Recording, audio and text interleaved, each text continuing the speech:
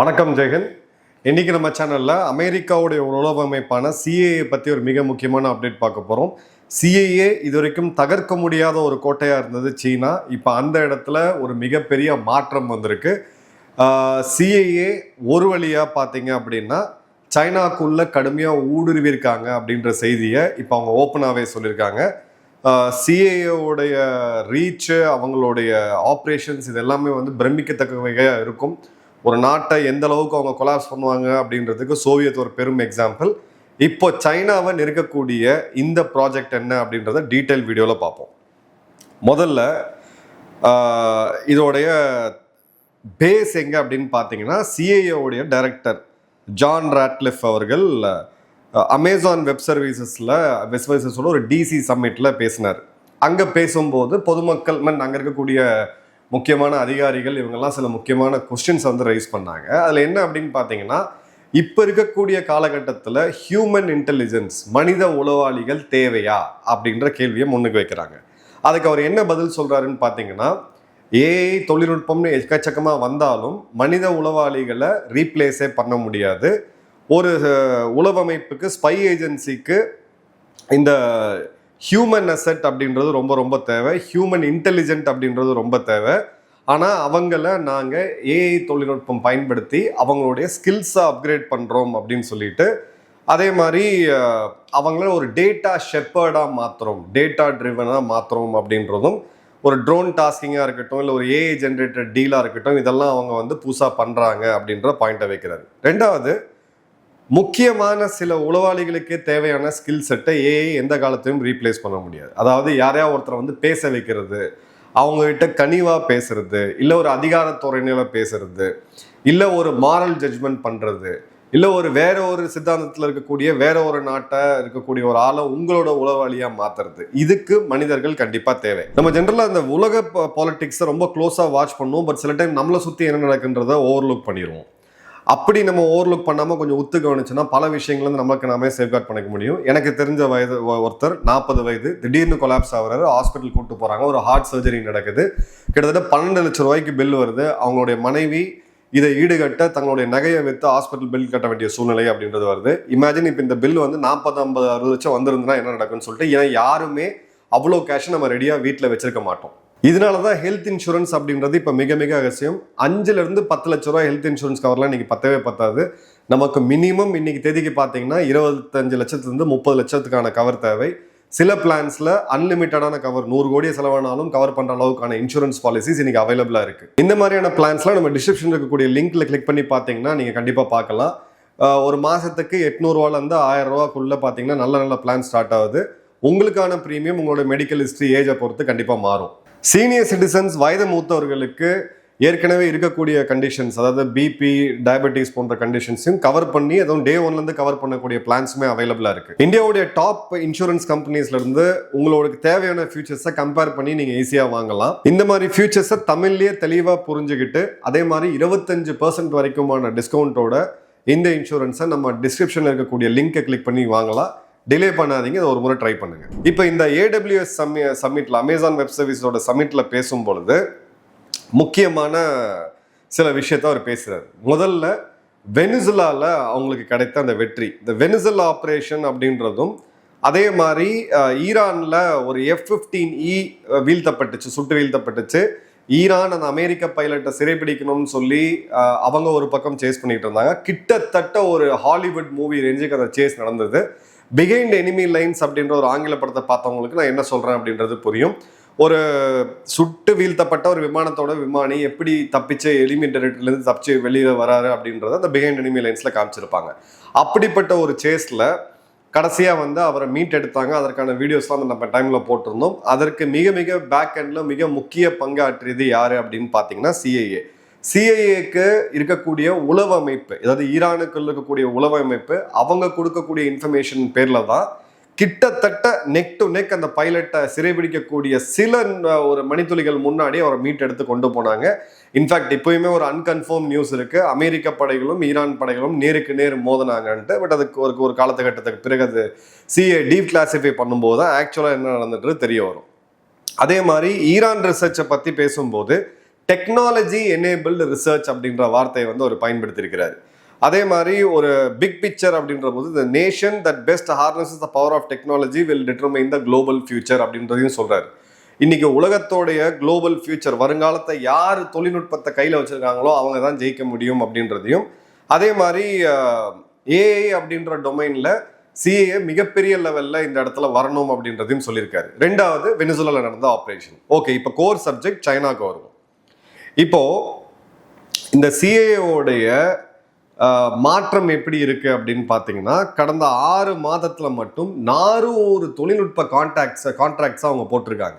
நல்லா கவனிங்க, சிஏஏல இருக்கக்கூடியவங்க எல்லாருமே தொழில்நுட்ப வல்லுநர்கள் கிடையாது. அவங்களுக்கு என்ன தேவையோ அதை அமெரிக்காவில் இருக்கக்கூடிய யூனிவர்சிட்டிஸ் மற்றும் ஸ்டார்ட் அப் இந்த மாதிரியான ஒரு தொழில்நுட்பம் எங்களுக்கு தேவை அப்படின்ற அந்த தொழில்நுட்பத்தை, அந்த தேவையை அவங்ககிட்ட கொடுத்து கரெக்டான ஆளை தேர்ந்தெடுத்து அதற்குண்டான நிதியுதவியை ஒரு கான்ட்ராக்டா போட்டு கொடுத்துருவாங்க. அந்த ஒரு யூனிவர்சிட்டியில் இருக்கக்கூடியவங்க இந்த தொழில்நுட்பத்தை தயாரித்து சிஏஏக்கு கொடுப்பாங்க. அமெரிக்கா ஒரு வல்லரசாக இருக்கிறதுக்கு காரணமே இந்த கவர்மெண்ட் வெர்சஸ் அகாடமி இன்டர்ஃபேஸ் தான். இந்தியாவில் அது கிட்டத்தட்ட சுத்தமாக கிடையாது. வெகு சில யூனிவர்சிட்டிஸ் தான் இப்போ அந்த பாதையில் ஸ்டார்ட் பண்ணியிருக்கிறாங்க. நம்ம வந்து ரொம்ப பின்னாடி இருக்கிறோம். அதே மாதிரி பார்த்தீங்க அப்படின்னா, சிஏஏ அப்படின்றது ஒரு உளவமைப்பு. அவ்வளோ ஜென்ரிக்காக வெளியில் வந்து அவங்க பேச மாட்டாங்க. இப்போ அமெரிக்காவில் office of corporate partnership, corporate நிறுவனங்களோட கூட்டு சேர்றதுக்குன்னே ஒரு தனி ஆஃபீஸை வந்து வச்சுருக்காங்க. அது வந்து ஒரு சிங்கிள் பாயிண்ட் ஆஃப் கான்டாக்டாக இருக்குது.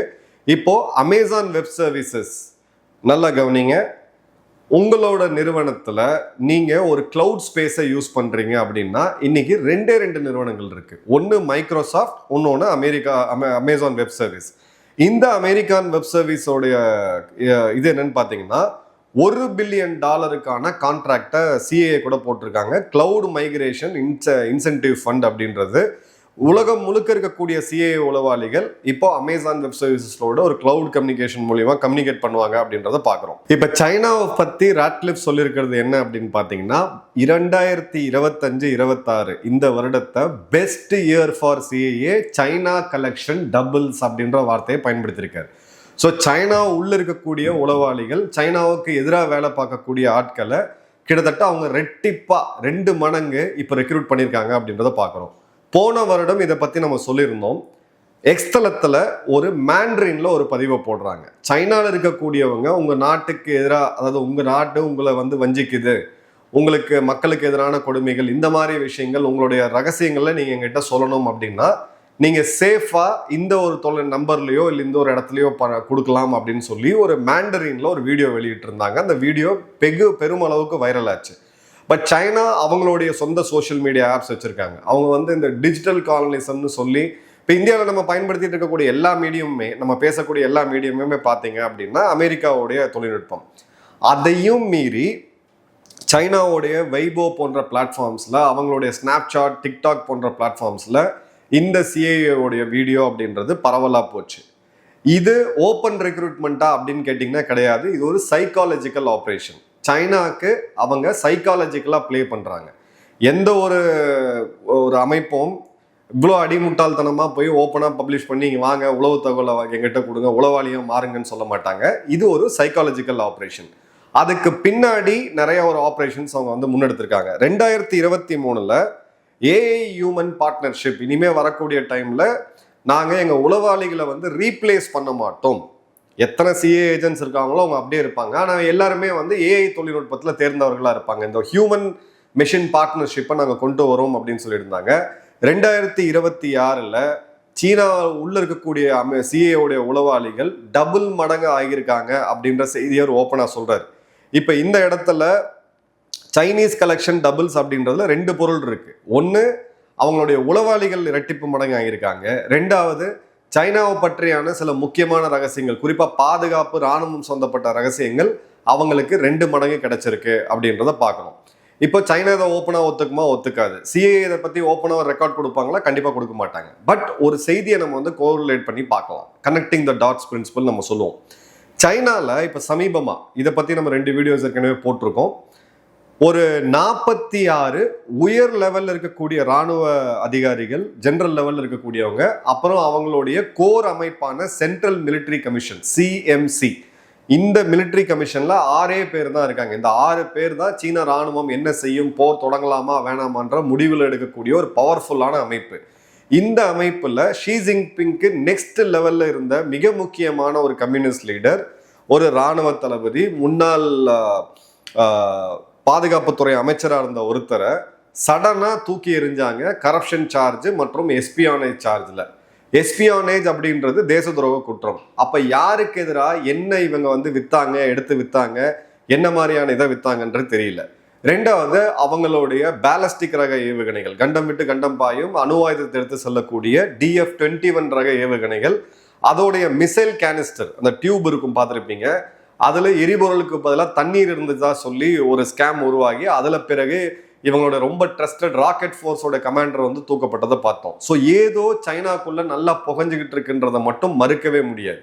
ஏன்னா இந்த நியூஸ்ல இவங்க ஓப்பனா கிளைம் பண்றாங்க, போன வருடம் பண்ணது ஒரு சைக்காலஜிக்கல் ஆப்ரேஷன், இப்போ அவங்க கொடுக்கறது அப்படின்றது உன்னை பத்தி நீ என்னதான் ஒரு ஸ்டோன் வால் பண்ணாலும் உன்னை பத்தி எனக்கு தெரியும்ட்டு. இதே மாதிரியான ஒரு நிகழ்வு சோவியத்தை உடைக்கிறதுக்கு முன்னாடி 80கள்ல இருந்து 84 இவங்க பண்ணாங்க. சோவியத்தை பத்தி மிக முக்கியமான ரகசியங்களை அப்படி ஜஸ்ட் லைக் தட் வெளியில விட்டு உங்களை பத்தி எங்களுக்கு தெரியும் அப்படின்றத கொடுத்தாங்க. ஸோ அதே மைய புள்ளிக்கு இப்போ மூவ் பண்ணக்கூடியதை பார்க்குறோம்.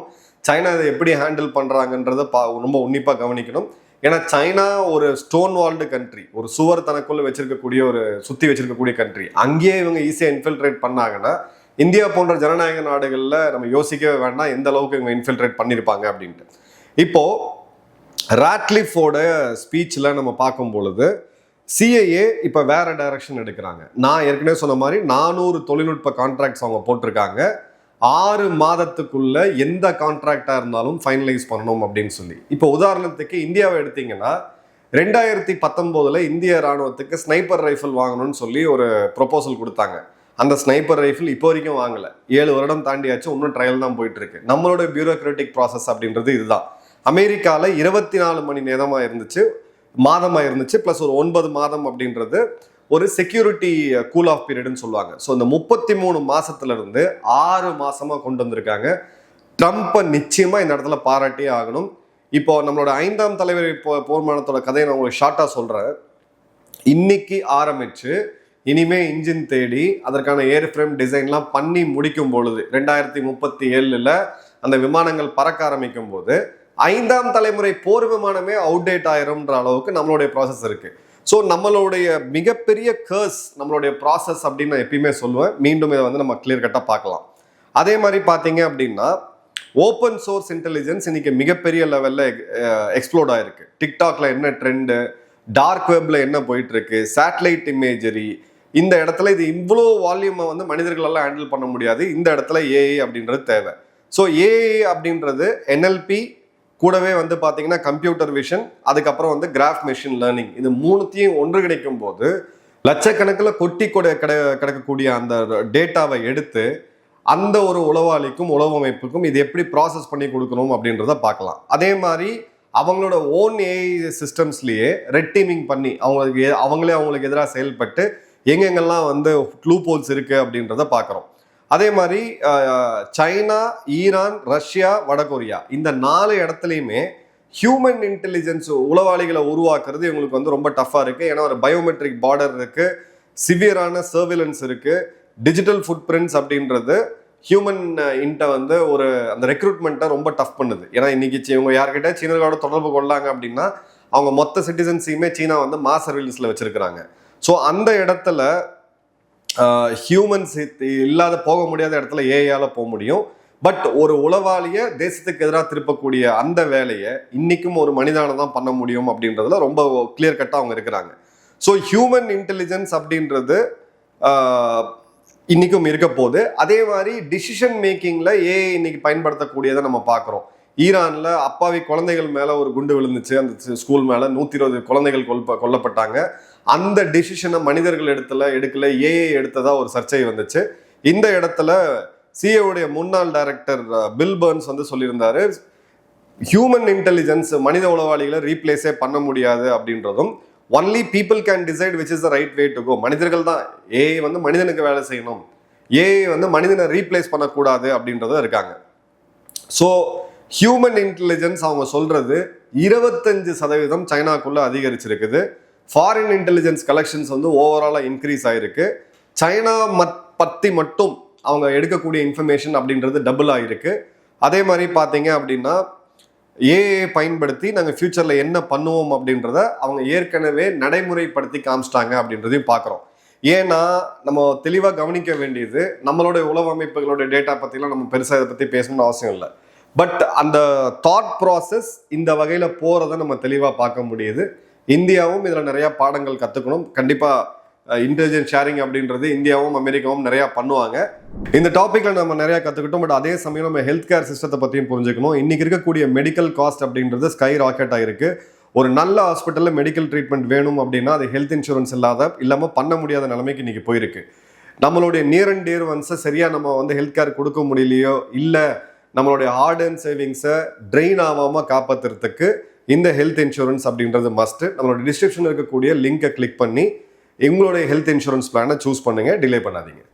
உடைக்க முடியாத, தகர்க்க முடியாத கோட்டை சைனா அப்படின்னு தட்டினவங்களுக்கு இன்னைக்கு இவங்க வந்து அதை ஓப்பனாக டிக்ளேர் பண்ணும் பொழுது 4-5 வருடங்களுக்குள்ள சோவியத்தில் இவங்க என்ன பண்ணாங்களோ அதே மாதிரி ஒரு அட்டம்ப்டை சீனாவில் பண்ணுவாங்க. இப்போ இருக்கக்கூடிய ஷி ஜின்பிங்கை வீழ்த்தி வேற ஒருத்தரை கொண்டு வரதுக்கான வாய்ப்புகள் மிக மிக மிக அதிகமாக இருக்குது. என்ன நடக்குன்ற ஒரு டீட்டெயில் வீடியோவில் பார்ப்போம். நன்றி, வணக்கம், ஜெயஹிந்த்.